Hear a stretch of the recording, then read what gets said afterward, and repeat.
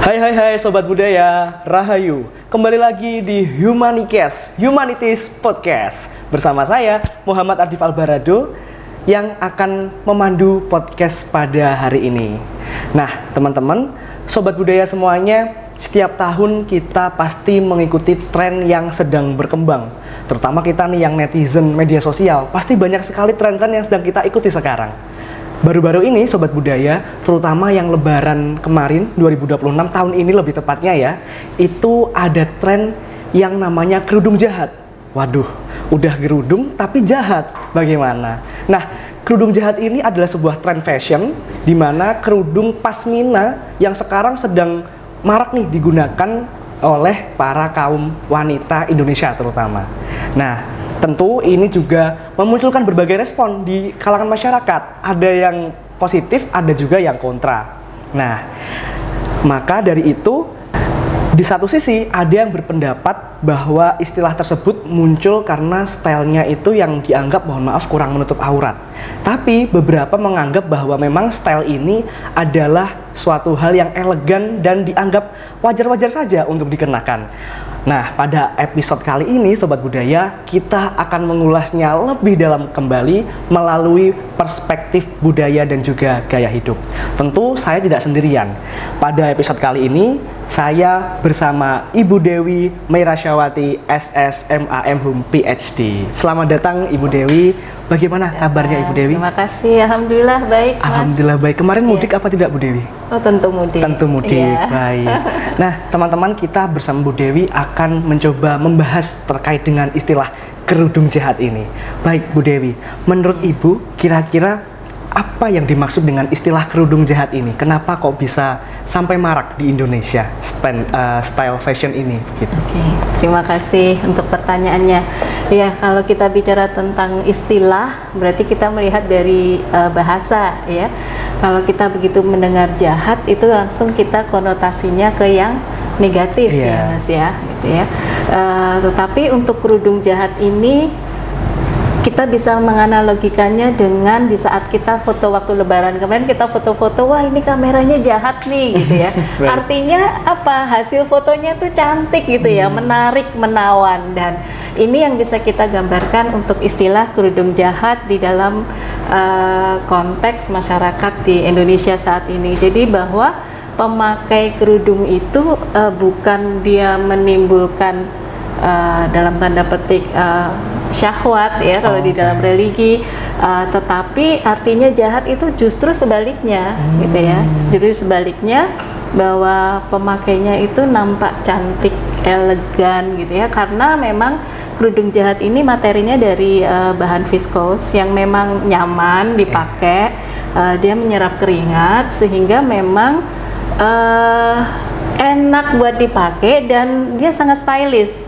Karena apa? Karena bisa dimodif, warnanya kan soft, bisa dimodif dengan berbagai busana, kemudian bisa following trend gitu ya. Dan ini cocok banget sih untuk generasi-generasi muda karena kalau kita refer pada riset saya memang tentang hijab salah satunya, karena saya tertarik pada perkembangan fashion, Mas, gitu. Dan bahwa dari penelitian saya itu memang menunjukkan beberapa komunitas itu bisa terbentuk karena hijab stylenya. Kalau mungkin itu, Mas pernah dengar ada hijabers community gitu ya. Nah bisa jadi ini nanti akan muncul nih kerudung jahat community di mana mereka memang mengembangkan style yang menggunakan pasmina. Padahal pasmina itu kan sebetulnya udah dari dulu ya, dan itu bentuknya kalau biasanya kita menggunakan segi 4 kemudian ditekuk menjadi 3. Nah, kalau pasmina itu memang persegi panjang ya. Kalau itu sebabnya ada muncul istilah kerudung. Itu memang dari awal Indonesia itu sudah punya tradisi untuk menutup kepala dengan kerudung gitu ya. Dulu kebaya, kemudian pakai kerudung. Tapi kemudian ini rambutnya nggak kelihatan. Jadi pasmina yang dibentuk stylish, dililit, terkadang pakai jarum pentul sehingga bentuknya memang rapi. Nah, ini yang kemudian bisa menunjukkan elegan, menarik untuk dilihat gitu ya, menawan gitu. Nah, hal yang positif ini yang kemudian disebut dengan jahat, seperti analogi kamera jahat tadi. Baik. Gitu. Nah, kalau dari Bu Dewi tadi menyebutkan banyak hal positif dari style kerudung ini. Tapi kenapa kok sebutannya bisa jahat, Bu? Kira-kira menurut Ibu Dewi apa yang menjadi faktor penyebab kenapa kok disebutnya itu jahat? Mungkin kan bisa saja kerudung baik begitu. Oke, menarik juga ya karena kita bicara tentang istilah. Jadi ada pergeseran makna jahat di sini, seperti kamera jahat gitu ya, HP jahat gitu ya.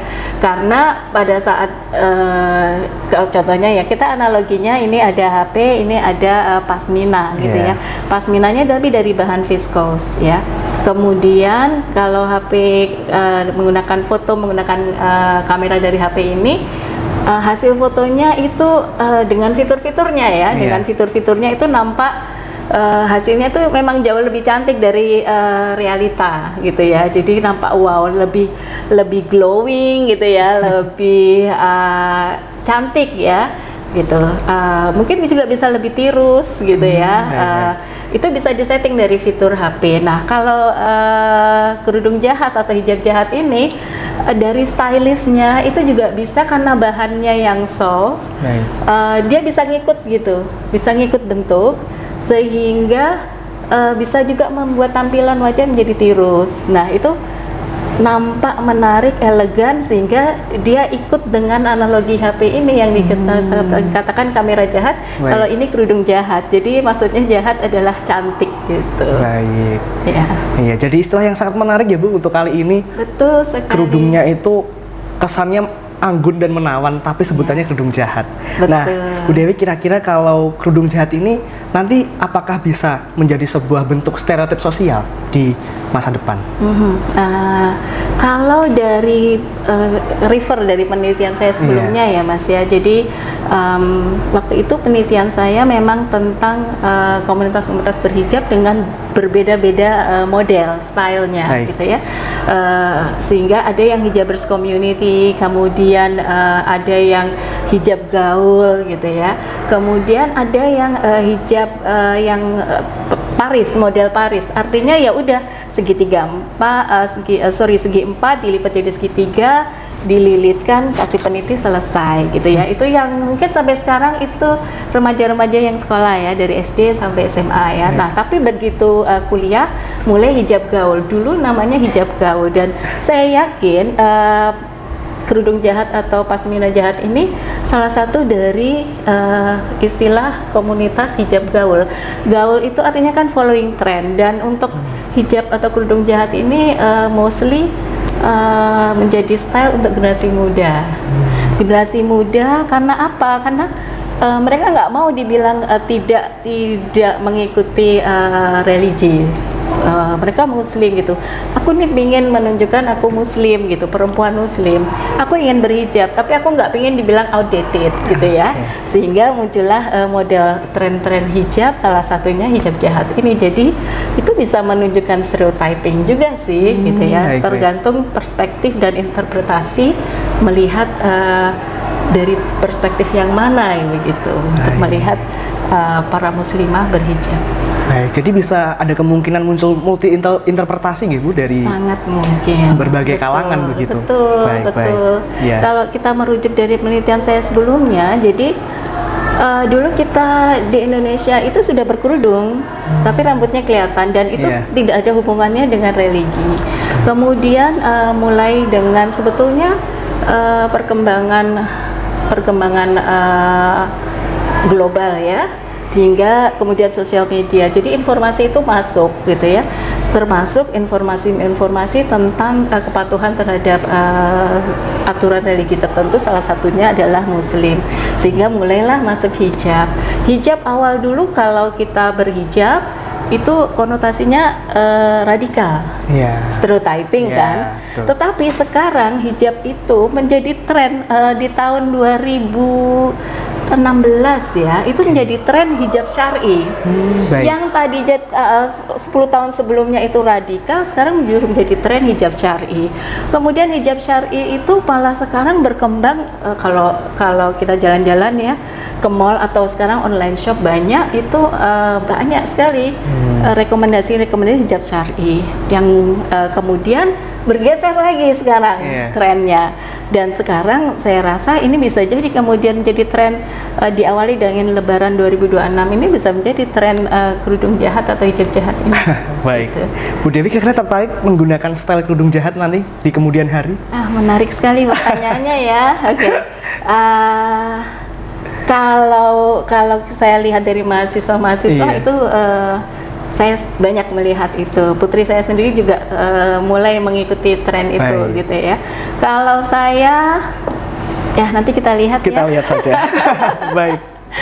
Tadi ngomong-ngomong terkait dengan stereotip sosial, Bu Dewi. Iya. Bagaimana media sosial yang sekarang memang sangat masif itu menjadi salah satu faktor yang mempengaruhi munculnya stereotip sosial terkait dengan kerudung jahat ini? Oke, iya. Kalau dengan sosial media Iya. itu banyak kan ya konten-konten creator itu menunjukkan cara berhijab, Betul. gitu ya, cara berhijab. Nah, kalau misalnya mereka juga menunjukkan cara menggunakan hijab kerudung jahat atau hijab jahat ini, saya rasa banyak netizen yang kemudian akan merespon dan mencoba gitu. Awalnya pasti penasaran karena istilah jahat. Jadi sebetulnya istilah jahat ini juga istilah yang komoditif ya. Menarik perhatian. Betul sekali. Nah, kemudian apa sih ya kerudung jahat gitu? Kemudian ternyata dia adalah hijab pasmina. Oke, tapi bahannya itu dari viskos yang memang nyaman gitu dan bisa ngikutin wajah gitu, Mas. Jadi bisa bikin tirus gitu. Jadi mungkin nanti saya akan coba kalau saya ingin nampak tirus ya saya coba ya. Dan bisa stylish gitu. Dan dia kalau Mas ngikutin ya konten-konten tentang hijab jahat itu, mereka memang menunjukkan bahwa hijab ini cantik gitu ya. Jadi memang pergeseran makna jahat ini adalah cantik, elegan, stylish, updated gitu ya, following trend gitu. Sehingga siapa netizen atau pangsa yang utama ini pastinya generasi muda yang memang sangat-sangat menjadi bagian ya, sosial media itu menjadi bagian dari aktivitas sehari-hari, dari gaya hidupnya, sehingga mereka awal dari penasaran, kemudian mencoba, kok kayak cantik ya, kayak cocok ya gitu ya. Dan ternyata memang sosial media itu memang sangat mendukung kemungkinannya ini menjadi tren, menjadi populer, termasuk juga mempertajam stereotyping tentang hijab jahat. Hijab jahat. Betul. Ya. Menurut Bu Dewi yang sekarang sedang atau telah melakukan pengamatan terkait dengan fashion hijab, Bu Dewi, kira-kira apakah kerudung jahat atau hijab jahat ini akan bertahan lama trennya? Atau mungkin tahun depan kita sudah berganti lagi dengan style fashion kerudung yang lebih up to date? Mungkin. Wah, menarik sekali ya pertanyaannya ya. Kalau dilihat dari penelitian saya itu saya lakukan memang baru di tahun 2016 ya. Tetapi penelitian terkait dengan busana muslimah itu sudah saya lakukan sejak saya awal S2 tahun di sini juga di Fakultas Ilmu Budaya di Magister Kajian Sastra dan Budaya. Saya angkatan pertama loh, Mas. Dengan bangganya. Ya, itu saya sudah tertarik karena awalnya dari tidak berhijab.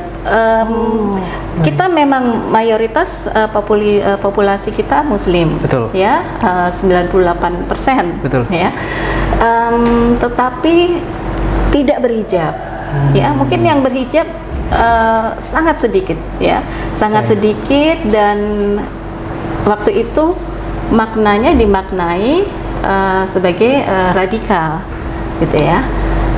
Dan ada larangan juga untuk menggunakan hijab di publik. Hijab itu hanya dipakai sebagai bagian dari atribut peribadahan. Jadi kalau pengajian itu berhijab. Itu kemudian di tahun reformasi ya, kita mulai bebas berekspresi. Salah satunya adalah mengekspresikan diri dengan hijab. Awalnya ada hijab namanya hijab dosa. Hijab dosa. Tahu nggak Mas hijab dosa? Saya baru tahu jahat saja sudah kaget nih Bu. Nah, Dulu ada dosa ini. Ada Waduh. dosa. Baik.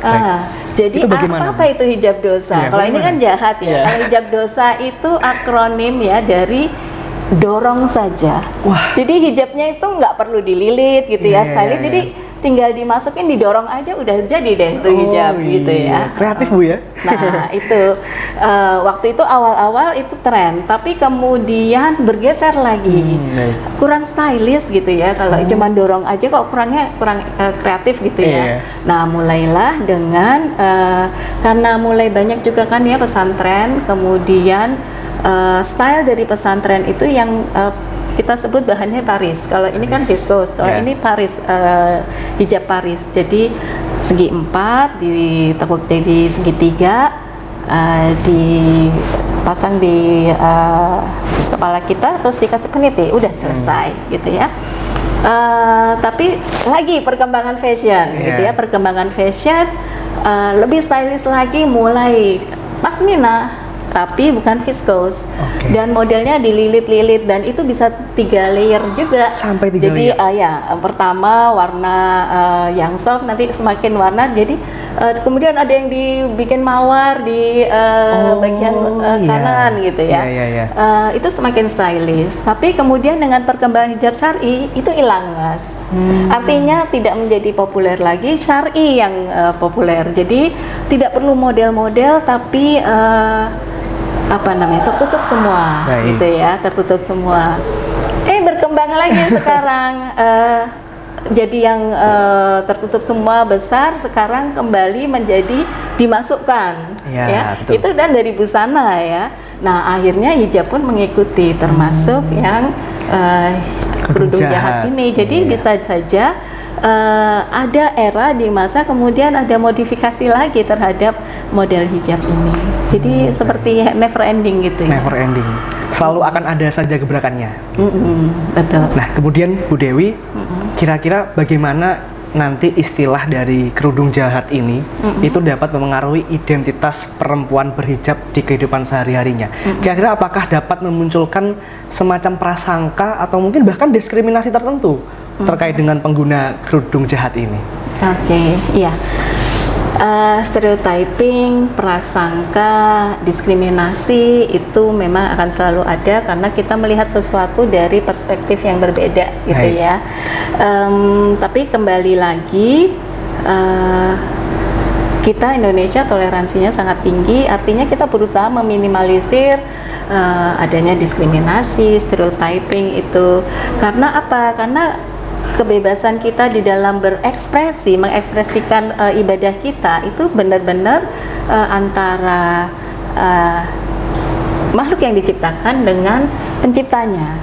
Artinya kalau kita respect, kita menghormati, oke, ini adalah pemahaman seseorang di dalam menginterpretasikan yang dimaksud dengan hijab, seperti itu ya.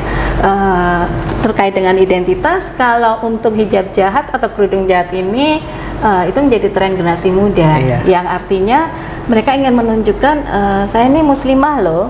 Baik. Gitu ya, saya ini taat beragama loh. Baik. Gitu ya.